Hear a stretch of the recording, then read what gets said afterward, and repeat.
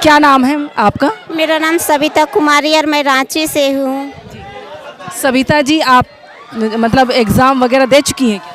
मैं तो दी 2019 से पढ़ाई कर रही हूँ। 2019 से ही जेएसएससी और जेपीएससी की प्रिपरेशन में लगी हुई है। मैं तो जेएसएससी सीजीएल भी दे चुकी हूँ, नगर पालिका भी दे चुकी हूँ, उत्पाद भी दे चुकी हूँ, 2 बार जेपीएससी भी दे चुकी हूँ। हम तो पूरा एग्जाम दे चुके हैं। मेरा इस बार पीटी भी निकलने वाला था। मेरा 135-36 क्वेश्चन सही है। उत्पाद सिपाही का भी लिया गया था 9 अप्रैल को, उसमें भी मेरा बहुत अच्छा मार्क्स था। लेकिन जिस तरह अंदर से चीटिंग करवाया जाता है ना, तो मेरा दोनों में से किसी में रिजल्ट नहीं है। नहीं आया?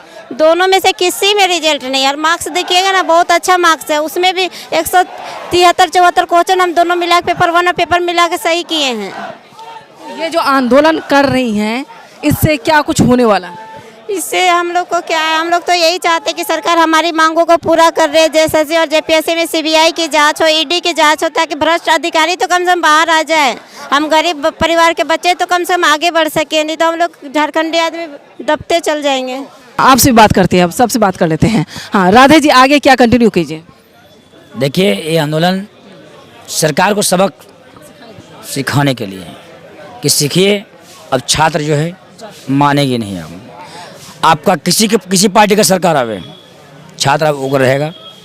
यही आंदोलन पता चलता है कि छात्र भी आप पढ़े लिखे हैं, मांग करेंगे, प्रश्न करेंगे आपसे। आप अपने अधिकार और हकूक़ के लिए लड़ने के लिए छात्र आंदोलन जारी है। आपको बता दें कि जिस तरीके से आपने जंतर मंतर में देखा था, उसी नक्शे कदम पर राजधानी में रांची में इस वक्त मेरी मौजूदगी है, जहां पर आंदोलन जारी है। अनिश्चितकालीन आंदोलन है। 10 अगस्त को विधानसभा का घेराव करना है। घेराव के बाद सरकार का रुख क्या होता है, क्या फैसला क्या लिया जाता है, उसके बाद आंदोलनकारी आगे का जो है रोड मैप आप तैयार करने वाले हैं। क्या नाम हुआ आपका? मेरा नाम दानिश हुआ जी। दानिश, आप ये बताएं कि इस आंदोलन के पीछे क्या क्या वजह है? देखिए, वजह तो साफ है कि बेरोजगारी तो सबसे पहला वजह है। सबसे पहला है छात्रों के साथ अन्याय हुआ है, और ये पहली बार नहीं हुआ। जब से झारखंड अलग हुआ है, तब से यहाँ के साथ, यहाँ के युवाओं और यहाँ छात्रों के साथ लगातार अन्याय हुआ है। हम देख सकते हैं कि जब से सीजीएल का और मतलब लगातार इसमें धांधली हुआ है, कभी घोटाला हुआ, कभी कुछ हुआ है, कभी फेयर तरीके से एग्ज़ाम नहीं लिया गया है। ये तो हम कह सकते हैं कि सरकार चाहे जिसकी भी हो, ठगने का काम किया गया है। ये एकदम ठगने का काम किया। 26 साल में बिहार से अलग होने के बाद आपके झारखंड में क्या बदलाव आया?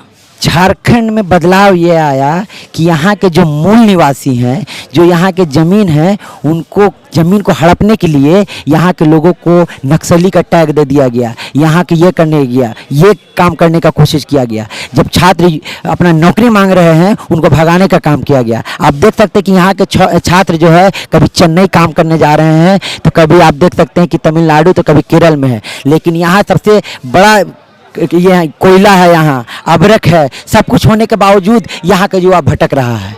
ये तो हम देख सकते हैं कि हमारी दुर्भाग्य है कि हम सब कुछ होने के बावजूद भी हम भटक रहे हैं। यहाँ देखिए, हम मतलब समझिए कि रोजी रोटी के लिए भटक रहे हैं। हमको तो लगातार ठगा ही जा रहा है, सब कुछ होने के बावजूद भी। माल महराज का है और मिर्जा खेल रहा है होली। ये मैं मतलब कह सकता हूँ कि हम लोग के पास सब कुछ है, मतलब हम लोग हैं और दूसरा कोई इसमें राज कर रहा है। तो ये कह सकते हैं कि अगर अपना हक मांगते हैं तो कभी हम लोगों को कुछ कह दिया जाता है, तो कभी कुछ कह दिया जाता है। ये तो हम कह सकते हैं कि झारखंडियों को भी ठगने का काम किया गया है। मैं यही पूछ रही हूँ, क्या झारखंड सरकार पर इस आंदोलन का कोई भी असर हुआ या नहीं? एकदम हुआ है, तभी तो वो वार्ता के लिए तैयार है। खलबली एकदम मची हुई है। इवन आप देख सकते हैं कि जंतर मंतर में आपने जो बोला पहले कि जंतर मंतर से क्या है, तो जंतर मंतर में तो ये था कि सरकार सोई हुई थी। और एक और हम बोल दे रहे हैं कि जंतर मंतर और यहाँ में क्या अलग है, हम ये बता देते हैं। जंतर और मंतर में यहाँ में अलग ये है कि जंतर मंतर में जो मेन स्ट्रीम मीडिया थी महज 200 मीटर थी, लेकिन वहाँ से दूर थी, वहाँ गायब थी, वो नहीं दिखा रही थी। मगर यहाँ 1300 किलोमीटर दूर है। क्या मजबूरी आन पड़ा? क्या वो पेपर नीट स्टूडेंट के नहीं थे? वो नहीं थे स्टूडेंट, झारखंड के स्टूडेंट क्या नीट के पेपर नहीं दिए थे? दिए थे। तो क्या मेन स्ट्रीम, हम ये नहीं कहेंगे किसी को, मगर जो मीडिया है जो जो सच्चाई दिखाना चाहिए। हम कहते हैं कि मतलब लोकतंत्र का चौथा स्तंभ मीडिया होना चाहिए, लेकिन मीडिया का देखिए दो नैरेटिव सेट है कि यहाँ मतलब क्या कह सकते हैं कि केंद्र का सरकार कुछ और था, यहाँ कुछ और, तो यहाँ सब कोई आया है, हम ये स्वागत करते हैं। लेकिन मगर थोड़ा सा तो दिक्कत है कि वहाँ दूसरा स्टूडेंट थे, यहाँ दूसरा स्टूडेंट तो नहीं है, सब तो एक ही स्टूडेंट है। स्टूडेंट का क्या मीडिया का स्टेटमेंट आप लोग चेक करते हैं कि क्या चल रहा है? एकदम चेक करते हैं, एकदम नैरेटिव सेट है। आज के ठीक 20 दिन पहले ना वहाँ हम लोग को स्टूडेंट को ये आतंकवादी कहा गया था, देशद्रोही कहा गया था। आज हम लोग देश प्रेमी हो गए। हम लोग भी तो यहाँ सरकार के खिलाफ हैं, वहाँ भी थे, यहाँ भी है। जेनजी वहाँ भी था, यहाँ भी जेनजी है। मैं भी जेनजी हूँ, मेरा भी 1999 में मेरा भी पैदाइश है, मैं भी एक जेनजी हूँ। तो हम लोगों ने एक चीज़ और सेट कर देता हूँ कि अब आंदोलन का नैरेटिव सेट हो रहा है। हम प्रधानमंत्री को झुकाने का काम किए हैं। मतलब समझिए कि जो मित्रों कहते थे हम फ्रेंड्स में लाने का काम किए थे, तो मुख्यमंत्री किस खेत के मूली हैं? हम तो हेमंत दादा को ये चेतावनी दे रहे हैं कि धर्मेंद्र प्रधान को जब इस्तीफा हम लोगों ने ले लिया तो आप सोइए मत, कम से कम छात्रों का आवाज़। आप राज में हैं और आप मुख्यमंत्री हैं, आप तो शिक्षा मंत्री के साथ साथ मुख्यमंत्री भी हैं, आपके साथ तो मुख्यमंत्री का भी इस्तीफा हो जाएगा। प्रधानमंत्री को देखिए कि वो कैसे झुके और धर्मेंद्र प्रधान कैसे इस्तीफा दिया, तो आप उनसे सबक लीजिए।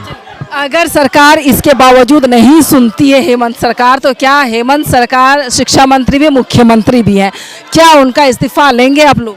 हम संवैधानिक तरीके से आंदोलन करेंगे और मजबूर करेंगे कि वो, उनकी नैतिक ये रहेगी कि वो इस्तीफा दे देंगे।